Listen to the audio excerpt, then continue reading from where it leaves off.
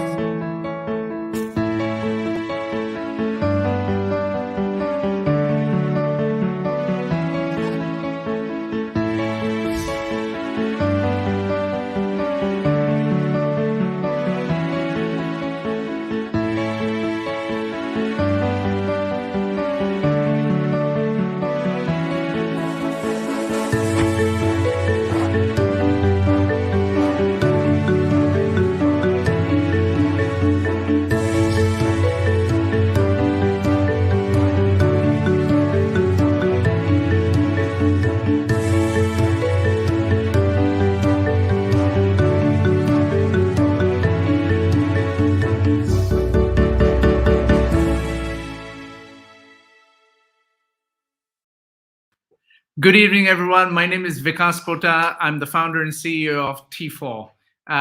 It is Tuesday, I think it's Tuesday anyway. It's Tuesday evening in London, and I'm really pleased to be able to bring to you another edition of T4TV. We use this opportunity to actually bring friends and experts and people who've inspired me and actually do incredible work to support education quality the world over. And we've been so privileged to be able to call upon friends literally from heads of government all the way down to incredible and inspiring teachers who are at the coalface. And also today, what we're going to be focusing on is speaking to a great NGO leader who actually also is very supportive of everything we do in education, but their take is a little bit different. And so I think, and this is a conversation I was having just before this interview started, was around, well, there's something that we call the plumbing in any organization. No organization can be successful, without some various attributes and some areas of expertise. And what this particular NGO does is look at that particular segment and to make sure that NGOs who are delivering quite incredible services and showing incredible success in the field are able to do so because of the work that's been put in by this NGO. Now, my friend Julie, I want to welcome to this conversation. Julie, welcome. It's great having you with us. Julie, just by way of introduction to everyone, is responsible for growing Team4Tech's partnerships with tech companies and nonprofits around the world. She brings over 20 years of experience in the world of education, technology, and economic development. Before founding Team4Tech, she served as chief of staff for Intel's corporate affairs group and was a global operations manager for Intel's education market platforms group.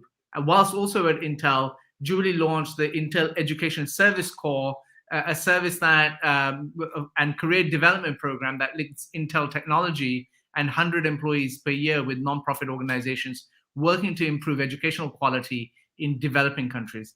This successful program that she did at Intel served as a test model or a test case for the establishment of Team4Tech. And so she's a mother of 3 girls and holds a master's in public administration from Princeton, an MBA from UC Berkeley. and also a degree from Dartmouth College. You are so accomplished, Julie. Welcome to T4TV. Thank you so much. I'm thrilled to be here.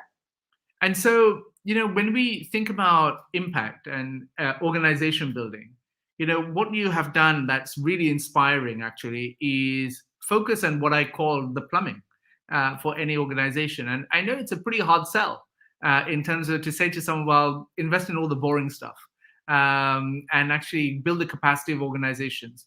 But you have decided that you're going to take on that mantle. Can you tell us what actually led you to this? Whilst I may have inferred to it in your introduction, but what is it that motivates you to work for building of organizational capacity? I guess it's, my unique background. We all bring our life experiences to our work. One of my first pursuits out of college was to go work in a school in rural Guatemala. It was a high school that was just started in the Western Highlands of Guatemala by the Christian Brothers of La Salle. And it was specifically for Mayan students who were studying to become primary school teachers. And for the first time, we brought in technology. We didn't even have phones. We certainly didn't have the internet, but we set up a computer lab so that the students could start learning digital skills, because it's actually very hard to get a tenured job as a primary school teacher in Guatemala. But many of them were going to need to get office jobs if they moved off to the city. And so we taught them to be digitally literate. And then we heard back that, hey, this is what helped me get the job, my first foot in the door, or, several of them went on to university. This is what helped me feel confident when I went on to university. And so I think, that experience, then I went on to work at the World Bank and just saw that, ultimately what people want is, quality economic opportunity. And how do we help them get the skills so that they can access that global knowledge economy? And technology is a huge part of that. And so our mission became, how do we help education-focused NGOs build their own technical infrastructure, but also build technical and entrepreneurship skills in their learners so that they can get quality jobs in the knowledge economy. Fantastic. So can you give us a little bit more background as to when someone says, what is Team4Tech? If you had to put it succinctly in an elevator pitch, what would you say to those that are watching? Yeah, so basically we build the technical capacity of education-focused NGOs around the world so that they can improve learner outcomes, learner engagement, teacher and staff productivity, and their own organizational sustainability and scale. And the way we do that is we bring together the most innovative education-focused NGOs. To let you know, we're only able to accept about 5% of the NGOs who apply to us for a full partnership. So we're looking for a special type of organization who is already having great impact in education and has an opportunity to really scale the work that they're doing if they get the right technical infrastructure in place. So we identify those organizations each year, and then we bring them together with technology companies and technology professionals who want to make a difference in education. We're based in Silicon Valley. Most technology professionals have gotten to where they are because of education. And so what we find in speaking with technology professionals is they want to see, how can technology make a real difference in the world? They want to feel that sense of purpose, and stretch themselves, stretch their own leadership development by doing pro bono consulting on these projects. So we bring together the community-based NGOs, the technology professionals, and then we also raise money from individual donors who support the technology grants that we make to these NGOs. And those are kind of our three ingredients. And our team have a background in education technology. And so we bring those three elements together in a highly scaffolded way. And we engage in long-term partnerships with these NGOs, typically 3 to 5 years. And each year we're doing pro bono consulting projects that build upon each other to try to achieve that organization's identified goals in terms of learner outcomes. And so I think I heard you say that you work all over the world. Is that right? That's right. We've been going for 9 years now, and we have worked with 49 NGOs across 21 countries. We just hit a big milestone in that the learners directly impacted by these 49 NGOs is now 110,000. Wow. And that was kind of a founding goal that we had. We wanted to make a, demonstrable difference for at least 100,000 learners. And so it's really gratifying that we hit that a couple months ago. And we've just added 8 new partners. So we have about 32 partners currently in over 20 countries. And so you'll be pleased to know that today you have an audience and friends, teachers from around the world. For example, a mentor from Albania, Ruxana Piara. I'm not actually sure where you're from. I think it's Pakistan, but please do tell us. Unfortunately, I can't tell who this is because they haven't given permission to StreamYard, but Serbia, and given what you've said, someone's even asked and we don't know who they are. How can we take part in it?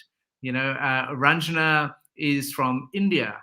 The person said that, they're from Pakistan. A legend, actually, Bruktavid from Ethiopia, if I'm not mistaken, saying exciting session. Yes, this recording will be available. Thank you for joining us. And so we have friends from all over the world who are watching this. And the real question really is in that, how do you scale your work? Because what you do is so important. And if we are talking about organizational efficiency and organizational effectiveness, and addressing that through technological gains, what are the steps that an organization needs to take to make sure that they are competent and able to use technology and tools effectively? Yeah. So as I mentioned, we know that change in education takes time. And so that's why we believe strongly in long-term partnerships with these NGOs. We work with them for, 3, 4, 5 years, in some cases even more.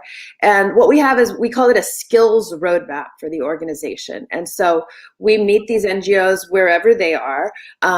But, phase 1 of our skills roadmap really focuses on digital foundations and digital literacy. So do all the teachers and staff feel confident using technology, both for their own productivity uses, but also using it in the classroom, getting everybody to that level of confidence, because we know that, we're the same. We wouldn't ever try to use technology in front of our classroom if we're not confident that we know how to control it. So that's phase 1. And then phase 2 is about accelerating core learning outcomes with relevant edtech software. So we don't build our own technology, but what we seek to do is curate the best solutions for our partners within, their countries, mapped to their own national curriculum. So we help them identify, we hear what their challenge is. For example, one of our longest standing partners in South Africa, I'm gonna, show more about them as we get into this interview, but the Leap Science and Math schools, they operate in 6 townships across South Africa. They're grades 8 through 12. And when their learners come in at grade 8, they're at a grade 3 level in math. This is because of the Bantu education laws, where up until 1994, it was illegal to study university preparatory science and math in the townships in South Africa. And so they're a fabulous organization. I mean, they get amazing results. 96% of their students pass the matric exams to enter into university. This is compared to a 70% average in South Africa. So we meet them where they are. So they say, hey, our students are coming in at a grade 3 level in math. We need to get them up to speed as quickly as possible. So we helped them identify an adaptive learning math solution that was mapped to the South Africa curriculum. It's called IXL, and we funded it. And so, they have software licenses for all of their grade 8 learners, and they're accelerating those learning outcomes through adaptive learning approach to math. So that's kind of phase 2, accelerating core learning outcomes. And then phase 3 is building creative problem solving, critical thinking skills in learners, the skills that they're going to need to succeed at university or to get high quality jobs in the knowledge economy. And we help them implement typically project-based learning, like coding, making, robotics, those type of activities that are going to build the skills in their learners they need to get quality jobs. So do you think this is a good opportunity to show an example of your work? Yeah, I would love to. We have a short video from the Leap Science and Math schools kind of explaining what they do and how we've worked with them. So yeah, if you can roll that video, that would be fantastic.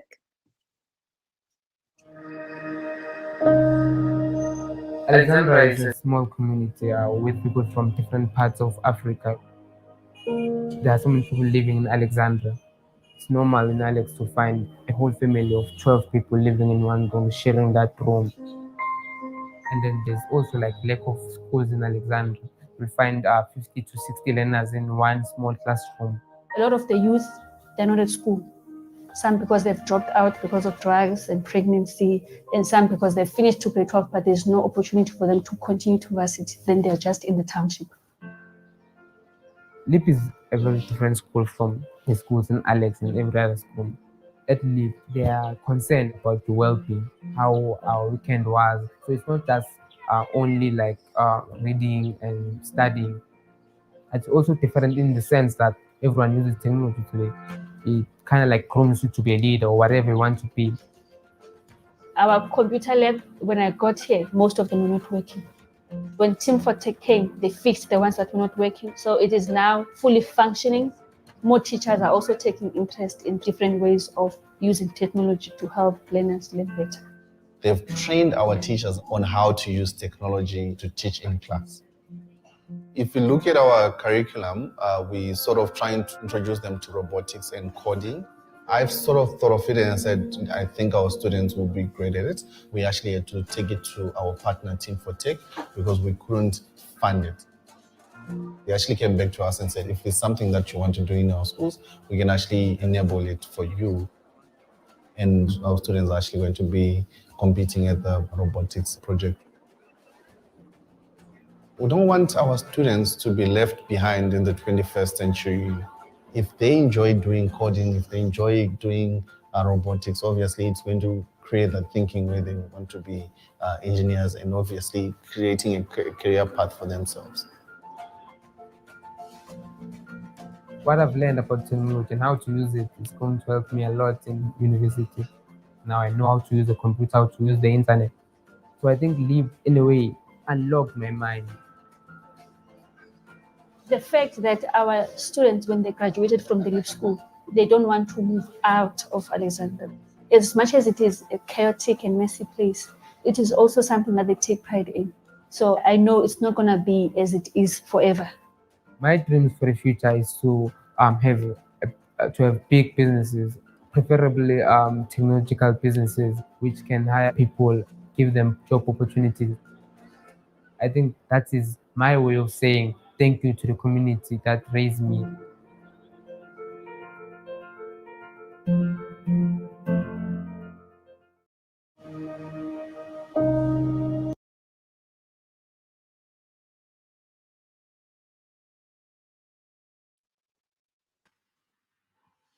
So Julie, this is a great video and shows your impact, obviously, on the ground. And these are your volunteers that have gone and actually helped LEAP Academies actually do what they do. I mean, given that the T4 platform is about teachers, right? How can teachers, and staff take advantage of your resources? Right. So, I mean, we have sort of a pyramid approach to our work around the world. So we have right now these 32 current NGO partners, and we're implementing pro bono workshops to build the capacity of their teachers and staff. So one way is, if you have an NGO working in your school, we give grants. And so we work directly with community-based NGOs. They can apply to be a partner. And we run that application process every April through June. So in 2022, in April, NGOs can apply to become a full partner of Team4Tech. But we know we're not able to reach everyone. And so what we've done, and you can take advantage of this immediately, is we have launched an online community of practice, and you can sign up via our website. I'm actually going to paste the link into the chat here. Hopefully everyone can see it. There you go. So on this page on our website, it's the nonprofit resources page. There's a button right at the top that says join our community. So teachers and staff from around the world, go ahead and sign up. And what we do is we have monthly webinars on coding, robotics, IT policy is kind of, less appealing, but critical infrastructure topics. And so you can sign up and join. You'll join our monthly webinars. We have a quarterly newsletter with curated resources, and we would love to have you be part of our community. And so, Julie, you're also a member of the T4 Alliance of Nonprofits and NGOs. And in December, we have an impact seminar that we've actually organized around this particular area of work, which I'm really grateful to you for. And if there was a wish in terms of your next 5-year plan, when you look forward, what is that vision that you have? Yeah. Well, first of all, we're a proud member, so thank you so much for including us in your wonderful community, and looking forward to that next impact seminar. We are looking to meet as much of the demand as we can. So we've made a commitment to double the size of our nonprofit partner portfolio over the next 3 years. So by the beginning of 2024, we will have 50 NGO partners. And, that I know that is a drop in the bucket. Our theory of change is that we are building them up as regional and national lighthouses of learning and example in their education ecosystem. So over COVID, 5 of our partners have become national leaders. The LEAP example that you saw there on the ICT Commission with the Ministry of Education in South Africa, trying to share their learning that we've built up together over the past 7 years. In Cambodia, we work with Cambodia Children's Fund, and they have built up a whole video editing and graphic design program. Their graduates are getting jobs at triple the wage they otherwise would have made, and they're sharing that toolkit with the Cambodia Ministry of Education. We work with DOST Education. They do parental education for pre-primary learners, and they do it via Phonecast, via flip phone. And we're helping them scale to 4 states across India. So that's our primary method of scale, is building into our nonprofit partners so that they can then be leaders in their national education ecosystem. And we would love for you to join our online community of practice, because that is where we're investing going forward, is how can we facilitate dialogue and learning across these innovative community-based NGOs and share that more broadly with teachers and staff, for example, in the T4 Alliance. And so, Julie, thank you so much for taking part. There's a final few comments that I wish to flash up. This is Jawaria from Pakistan saying, when are you coming? And how do they work? Jasmine from Malaysia and South Africa, both actually, says, excellent impact. I'm keen to learn how the quality of student performance is monitored at your level. Do you have a response to Jasmine? Yeah, I would love to respond. So as I mentioned, we have 4 monitoring and evaluation categories: learner outcomes, learner engagement, teacher and staff productivity, and then organizational sustainability and scale. And we take a human-centered design approach to our work. So we're not imposing our model. We're asking our NGO partners, what are your goals in each of those 4 areas? So we basically have a menu of possible metrics under each of those 4 areas, and we ask the NGO to choose. So in terms of learner outcomes, it can be improved assessment scores. It could also be digital portfolios. One of our longest term partners in Vietnam, they're called Kidspire Vietnam. They provide an after-school computer-based education program to kids growing up in state-run orphanages in Vietnam. So they help all of these kids build their own digital portfolio that they can show when they go to job interviews. One of their graduates just got a job at a multinational shoe manufacturer in Vietnam as a designer. He went to the interview and he was interviewing for an assembly line job, and they said, hey, do you happen to have any design skills? And he said, actually, yes. Here's my digital portfolio that I built in this program. And he was hired at triple the wage as a designer. So long answer to your question, but we ask each NGO to choose the metrics that make sense for them in each of those 4 categories. And so Maria Moon on Facebook asked, need the link to join the community? Well, Maria, we have shared this on my Facebook page and other places like our YouTube channel. You can go there and you can join the community. I'm pretty sure that's the answer, right, Julie? Yeah, I'm going to post it. I'm going to paste it again here. If you go to this link that hopefully you can see in the chat here, right at the top, there's a button on this page that says join our nonprofit community. So just click on that. And if you scroll down on the same page, you'll see that there's a link that says sign up for our newsletter. So that's another way you can sign up. It's a Google form. Well, Julie, thank you so much for taking part in today's T4TV. As I said, I think you do wonderful work, and I can't think of anything more than addressing again, the plumbing issues, the infrastructure of organizations so that we can enable them to be more effective. I know as a Luddite, I'm not very good with technology. And so if I had known of you when I used to run NGOs and such organizations, I would have reached out to you saying, hey, I need help. Because you would certainly short circuit many of the decisions and the timing it took to actually get up and running with these things. So what you do is really special, and you should do much more.